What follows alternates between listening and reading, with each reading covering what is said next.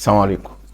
الاتحاد الافريقي بيعلن عن حكم ماتش النهائي بين الاهلي والوداد، وهو الحكم باملك تسيما. الماتش هيكون الساعه 10 يوم 11 يونيو على ملعب مركب محمد الخامس. طبعا كلنا عارفين ان الحكم ده ليه كوارث ونتائج وحشه جدا مع الاهلي في نهائي دوري ابطال افريقيا، سواء كان اللي قصاد الوداد او اللي قصاد الترجي. انا فاكر في 2017 كان الاهلي ليه ضربه جزاء واضحه جدا لوليد ازارو ورفض احتسابها في الماتش اللي خلص 1-1 هنا في القاهره. فقمنا رايحين هناك خسرنا البطوله دي، وهو كان الحكم في ماتش رادس اللي خسرناه بتاع نهائي 2018 اللي خسرنا 3-0 هناك. حكم ماتش سان داونز اللي خسرناه 1-0 الموسم اللي فات، وحكم ماتش سان داونز السيزون ده اللي تعادلنا معاهم 2-2 هنا في مصر. بس في حاجه غريبه جدا، ان كل صفحات الوداد والصفحات المغربيه منزله اعتراضات او بتنزل بوستات يعني بتقول ان هي معترضه على الحكم ده.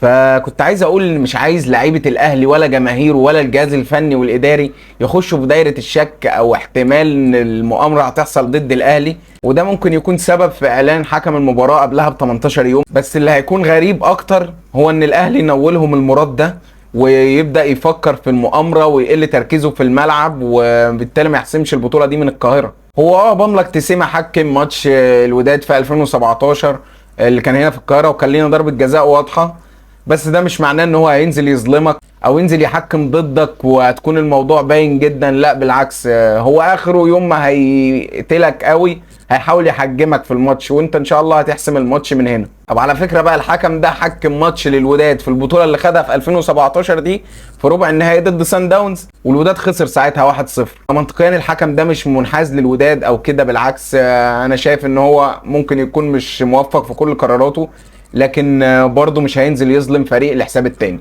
الحكم ده حكم الاهلي 10 ماتشات، 4 كسبتهم و4 تعادل و2 بس خسرتهم.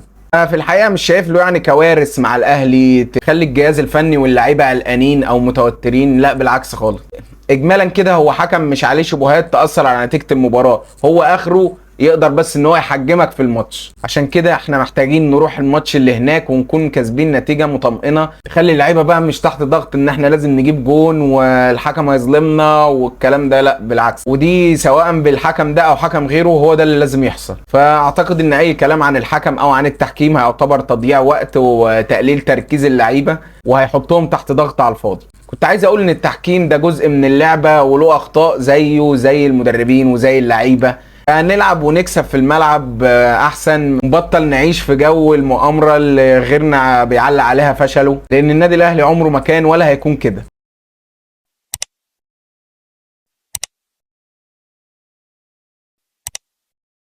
حقك تخاف او تبقى غير واثق في الحكم ده، وده قلق طبيعي نابع من حبك للنادي وخوفك من خساره نهائي قاري لا قدر الله. لكن نصيحه، احتفظ بالشعور ده لنفسك، واعتقد ان كل الجماهير وكل الناس عليهم مسؤوليه الماتش ده كسوشيال ميديا او كصناع محتوى. فلازم ثقتنا في اللعيبه توصل لهم ونخلق جو ايجابي للعيبه ومبشر بالفوز ان شاء الله. وعشان احنا برضو الافضل فنيا وبدنيا واداريا، وعندنا دوافع لو خرجت من اللعيبه تخلينا نكسب الماتشين مش ماتش واحد بس. وخدوا المثل ده في ماتش اذا كان الترجي او ماتش الرجاء.